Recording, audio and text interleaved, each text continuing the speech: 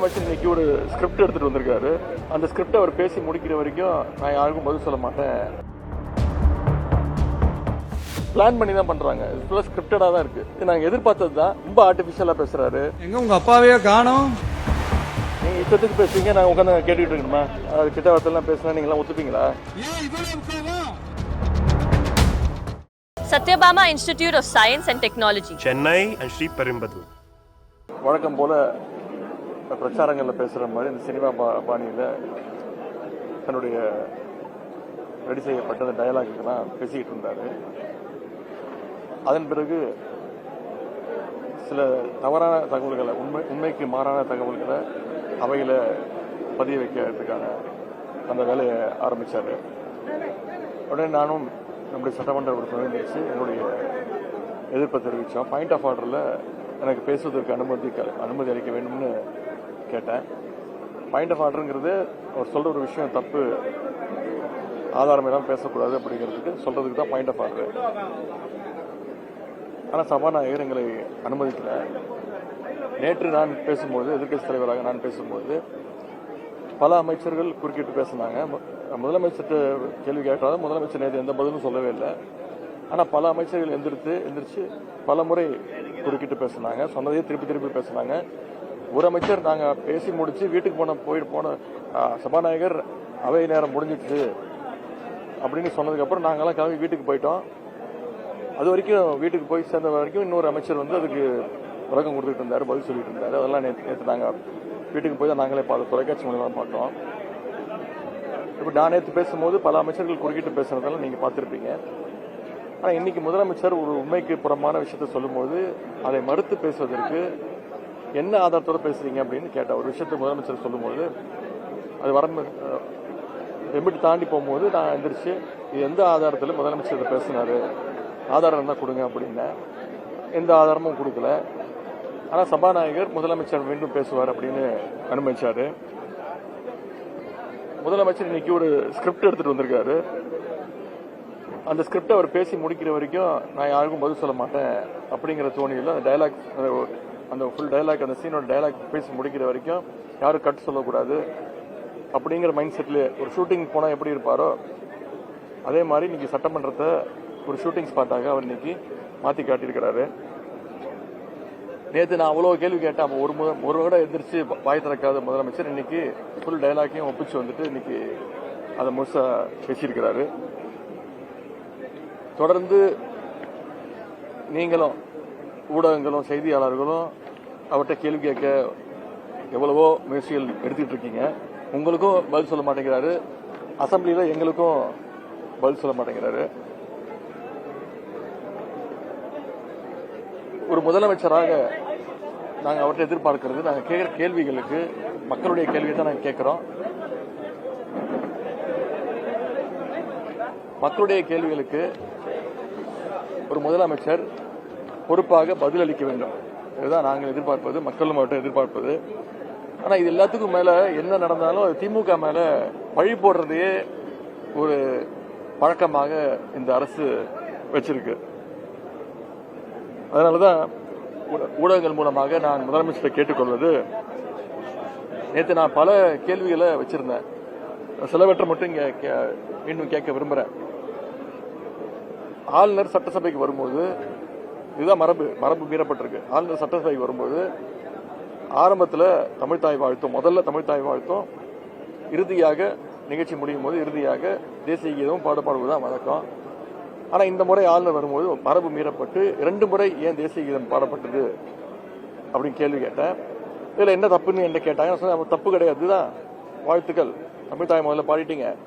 ஆனா தேசிய கீதம் 2 முறை பாடப்பட்டது தப்பு. தமிழ்தாயை 2 முறையோ 3 முறையோ நீங்க ஒழிக்க வைக்க வேண்டியதானே அப்படின்னு நான் கேள்வி கேட்டேன். அதுக்கு பதில் சொல்லணும். இதுக்கு என்ன விதமான காம்ப்ரமைஸ் அடைஞ்சிருக்கீங்க நீங்களும் ஆளுநரும் அப்படின்னு கேள்வி கேட்டேன். அதற்கு எந்த விதமான ஒரு பதிலும் கிடையாது. அதுக்கு என்ன சொல்லியிருக்காருன்னா, கலைஞருடைய படத்திறப்புக்கு பிரசிடென்ட் வந்தாரு, அப்போ நீங்க போட்டீங்க அப்படின்றாரு.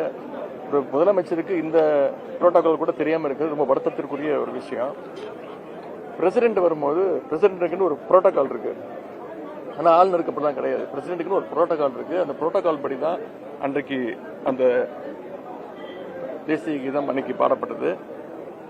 அதே மாதிரி நான் முதல்வன் திட்டம் கிட்டத்தட்ட 41 லட்சம் மாணவர்கள் பயன்பெற்று இருக்கிறாங்க, பல சாதனைகள் செஞ்சிருக்கிறாங்க. அந்த திட்டத்தை ஏன் முடக்கியிருக்கீங்க அப்படின்னு நான் கேட்ட கேள்விக்கு கண்ணாபனான இஷ்டத்துக்கு ஒரு ஆதாரம் இல்லாம, முறையான பதில் இல்லாம என்னென்னமோ குற்றச்சாட்டுகள்லாம் வைக்கிறாங்க. மின்வெட்டு தொடர்பாக கேட்கப்பட்ட கேள்விகளுக்கெல்லாம் மீண்டும் அதான் அவகாசம் கேட்கறாங்க. அதையும் தூக்கி திமுக மேல பழிய போட்டுட்டு ஃபியூஸ் கேரியரை புடிங்கிட்டு போயிட்டாங்க அப்படின்றாங்க. எந்த விதமான கேள்விக்கும் ஒரு தெளிவான பதில் இல்லை. பயிர்க்கடன் தள்ளுபடி விவசாய போராட்டம் பத்தி கேட்டதுக்கு விவசாயிகள் எல்லாம் திராவிட முன்னேற்ற கழகம் தூண்டிவிட்டு போராட்டத்தில் ஈடுபட சொல்றாங்க அப்படின்னு விவசாயிகளுடைய போராட்டத்தை முழுமையாக கொச்சப்படுத்தி இருக்கிறாரு முதலமைச்சர் அவர்கள். இன்னைக்கு கூட திருவள்ளூர்ல காலைல தொலைக்காட்சியில பார்த்தா திருவள்ளூர்ல விவசாயிகள் போராட்டம் பண்ணிட்டு இருக்காங்க. ஏன் இந்த விவசாயிகள் போராட்டத்தை திமுக தான் தூண்டி விடுதுன்னு விவசாயிகளை நம்முடைய முதலமைச்சர் அவர்கள் மிகவும் கேவலமாக கொச்சைப்படுத்தி கொண்டிருக்கிறார். அதே மாதிரி சட்டம் ஒழுங்கு பிரச்சனை, மீண்டும் அதற்கும் அதே பதில் தான், எனக்கு கொஞ்சம் அவகாசம் கொடுங்க அப்படின்னு. ஏன் டிஜிபி நீங்க அப்பாயின்ட் பண்ணல அப்படின்னு கேட்கிறாரு. சரி நாங்க பண்ணல, அதுதான் மக்கள் உங்களை தேர்ந்தெடுத்துட்டாங்கல்ல, மாற்றம் அப்படின்னு சொன்னீங்கல்ல, ஒரே நாள் எல்லாத்தையும் கீழ்ச்சி எரிஞ்சிருவேன்னு சொன்னீங்கல்ல, ஆட்சிக்கு அடுத்த நிமிஷமே எல்லாம் மாத்துவேன்னு சொன்னீங்களே, இப்ப இந்த 40 நாள்ல உங்களுடைய காவல்துறை எதை கீழ்ச்சிக்கிட்டு இருக்கிறாங்க அப்படிங்கறதா நாங்க கேட்கக்கூடிய கேள்வி. ஒவ்வொரு நாளும் வன்முறை சம்பவங்கள் அதிகரிச்சுட்டே இருக்கு. ஒரே நாள்ல 24 சம்பவங்கள் நடந்திருக்கு. அதற்கெல்லாம் எந்த விதமான, இன்னும் சொல்லப்போனா அவங்க ஆளுங்கட்சியை சேர்ந்தவங்களே அனைத்து குற்றச்சாட்டுகளையும் அவங்களே ஈடுபட்டு இருக்காங்க. அதற்கான ஆதாரத்தை நான் இன்னைக்கு உங்ககிட்ட கொடுக்கறதுக்கு தயாரா இருக்கேன். நேற்று சபாநாயகர் ஆதாரம் தான் கொடுங்கன்னாங்க, ஆதாரம் கையில வச்சிருக்கிறேன், ஆதாரத்தை உங்ககிட்ட கொடுக்கறேன். அதே மாதிரி இப்படி அனைத்திலையும் நாங்க யாரு தயவுலையும் இல்ல, எங்க தயவுல தான் ஆட்சி நடக்குதுன்னு சும்மா சும்மா சொல்லாதீங்க, நாங்க எந்த தயவுலையும் கிடையாது அப்படின்றாரு. அப்படி இல்லைன்னா ஏன் ஆட்சி அமைஞ்ச உடனே போய் அண்ணா திராவிட முன்னேற்ற கழகத்துடைய ஒரு பிரிவு மட்டும் இவர் பார்த்தாரு. முதல்ல சோஃபா போச்சு, சோஃபா பின்னாடி இவர் போனாரு. ஒவ்வொரு கட்சி தலைவர் வீட்டுக்கு போகும்போது சோஃபா, புது சோஃபா போச்சு, அதெல்லாம் நீங்க பாத்தீங்க. இப்போ அண்ணா திராவிட முன்னேற்ற கழகத்துடைய ஆட்சி அமைந்ததுல இருந்து இன்னைக்கு வரைக்கும் ஒவ்வொரு சட்டமன்ற உறுப்பினரை, அதுவும் அங்க கட்சி அலுவலகத்துல கூட கிடையாது, இங்க சட்டமன்ற வளாகத்திலேயே போய் அமைச்சருடைய அறைகளே போய் கட்சியில போய் சேர்ந்துட்டு இருக்காங்க. இவங்க அமைச்சர் சட்டமன்ற உறுப்பினர் பதவியை ராஜினாமா பண்ணிட்டு மேல அமைச்சரோட ரூம்லயே போய் கட்சியில சேர்ந்துக்கிறாங்க. பீரோ புல்லிங் மாதிரி இன்னைக்கு அதிமுக எம்எல்ஏஸ் இன்றைக்கு கூட அரசு ஒவ்வொரு சட்டமன்ற உறுப்பினரா இழுத்துக்கிட்டு இருக்கிறாங்க. இதற்கெல்லாம் இதெல்லாம் கேட்டதுக்கு தான் எந்த விதமான பதிலும் இல்லாம, ஒரு ஷூட்டிங் ஸ்பாட்டுக்கு ஒருத்தர் வந்தா எப்படி இருப்பாரோ, டயலாக ஃபுல்லா மகப் பண்ணிட்டு எப்படி பேசி நடிச்சு போவாரோ, அது மாதிரி இன்னைக்கு முதலமைச்சருடைய இந்த உரை அமைஞ்சிருக்குன்னு சொல்லிக்க விரும்புறேன். அதாங்க அவரு audio launch function, trailer launch ஃபங்க்ஷன்லாம் இதுதான் அவருடைய பாணி. அதுதான் இங்கேயும் ஒரு கடைப்பிடிக்கிறாரு. சொல்லப்போனா சட்டமன்றத்தை கிட்டத்தட்ட ஒரு சினிமா தியேட்டர் மாதிரி ஆக்கிட்டாங்க. இன்னைக்கு விசில்லாம் அடிக்க ஆரம்பிச்சிட்டாங்க. இதெல்லாம் சபையே பார்க்காதது, விசில் அடிக்க ஆரம்பிச்சிட்டாங்க. இன்னும் ஒரு மினிஸ்டர்லாம் டான்ஸ் எல்லாம் நேரத்தில் ஆட ஆரம்பிச்சிருவாருன்னு நினைக்கிறேன். பாட்டெல்லாம் போட்டு ஐட்டம் சாங் எல்லாம் போடுவாங்கன்னு நினைக்கிறேன்.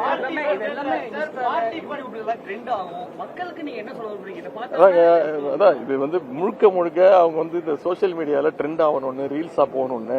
இன்னைக்கு முதலமைச்சரோட பேச்சை நீங்க எடுத்து பாத்தீங்கன்னா கிட்டத்தட்ட ஒரு அரை மணி நேரம் பேசியிருக்காருன்னா அதுல ஒரு 10 ரீல் தேரும். பிளான் பண்ணி தான் பண்றாங்க. இது ஃபுல்லா ஸ்கிரிப்டடா தான் இருக்கு. இது நாங்க எதிர்பார்த்தது தான். ஓரளவுக்கு மேல பொறுத்துக்க முடியல. ரொம்ப எங்களுடைய ரொம்ப ஆர்டிபிஷியலா பேசுறாரு, நடிக்க ஆரம்பிச்சிட்டாரு. இங்கேயும் செய்கையெல்லாம் கொஞ்சம் நடிச்சுக்காரு, ஆக்ஷன்லாம். இன்னும் ஸ்பீக்கர் ஆக்ஷன் கட்டு அதெல்லாம் இனிமேல் சொல்லுவாருன்னு நினைக்கிறேன். 1 மோர்லாம் போவாங்கன்னு நினைக்கிறேன். இனிமேல் ஸ்பீக்கர் அனுமதி வாங்கி ஆக்ஷன் பண்ணலாமான்னு கேட்கிறாரு. ஸ்பீக்கர் ஆக்ஷன் அப்படின்றாரு. இனிமே முதலமைச்சர் இங்க ஃபுல் கேரவேன்லாம் வந்துடும் நினைக்கிறேன். கேரவேன், மேக்கப்பு, ஸ்டண்ட் மாஸ்டர் எல்லாம் வந்துருவாங்கன்னு நினைக்கிறேன். இது சட்டமன்றத்தை கிட்டத்தட்ட ஒரு ஷூட்டிங் ஸ்பாட்டா மாத்திக்கிட்டு இருக்காங்க. சரிங்க, சொல்லலாம். ஆதாரம் என்ன இருக்கு? அப்புறம் ஊழல் பண்ணிருக்கோம், ஆதாரம் இருக்குன்னா கோர்ட்டுக்கு போங்க, கோர்ட்ல நாங்க ஃபேஸ் பண்றதுக்கு ரெடியா இருக்கோம். சும்மா பொதுவா வந்து பொதுக்கூட்ட மேடையில பேசுற மாதிரி, பிரச்சார கூட்டத்துல பேசுற மாதிரி அசம்பிளில வந்து பேசிட்டு இருக்க முடியாது. அதுக்காக தான் நாங்க பாயிண்ட் ஆஃப் ஆர்டர்ல நாங்க குறுக்கிட்டு, நீங்க இஷ்டத்துக்கு பேசுவீங்க, நாங்க உட்காந்து கேட்டுட்டு இருக்கணுமா?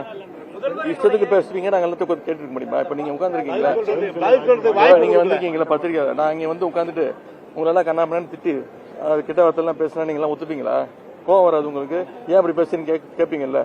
அது மாதிரிதான் உங்ககிட்ட எப்படி பேசணும் ஒரு முறை இருக்கு. பத்திரிகை எப்படி பேசணும்? அவர் தான் பத்திரிகையில பார்த்தாலும் ஓடுறாரு.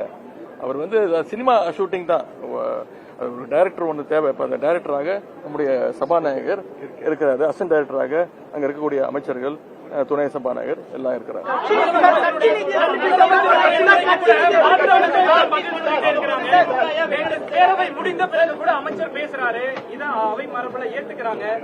ஒரு படத்துல நாங்கெல்லாம் பேசி முடிச்சுட்டு சபாநாயகர் வந்து அவை நேரம் முடிஞ்சிருச்சு அப்படின்னு சொல்லிட்டாரு. அப்படின்னா முடிஞ்சு போச்சு, எல்லாம் கிளம்பணும். நாங்கெல்லாம் கிளம்பிட்டோம். யாரு? அதான் அவை நேரம் முடிஞ்சதுக்கு சொன்னதுக்கு அப்புறம் இல்ல நீங்க நடத்துக்கு நான் சொல்ல முடியும். முடிஞ்சிச்சுன்னு சொன்னாரு. நாங்க கிளம்பி வீட்டுக்கு போயாச்சு. வீட்டுக்கு போய் டிவி போடுற மினிஸ்டர் பதில் சொல்லிட்டு இருக்காரு. அப்புறம் போன் பண்ணி கேட்டா இல்லைங்க, அவர் நீங்க போனதுக்கு அப்புறம் பேச ஆரம்பிச்சிட்டாரு அப்படின்றாங்க. இது மாதிரி ஒரு காமெடி டைமாக சபையை நடத்திட்டு இருக்காங்க. எந்த பார்ட்டி யாருக்கு கொடுத்தாங்க? ஏதாவது ஒரு ஆதாரம் இருக்கா? சும்மா பொத்தாம் பொதுவாக இப்படி ஒரு குற்றச்சாட்டு சொல்லும் போது ஒரு ஆதாரம் இருந்தா அதுக்கு நம்ம பதில் சொல்லலாம். அது நீங்க அதிமுக தான் கேட்கணும். ஏன் நீங்க அமைதியா இருக்கீங்கன்னு அவங்ககிட்ட கேட்கணும்.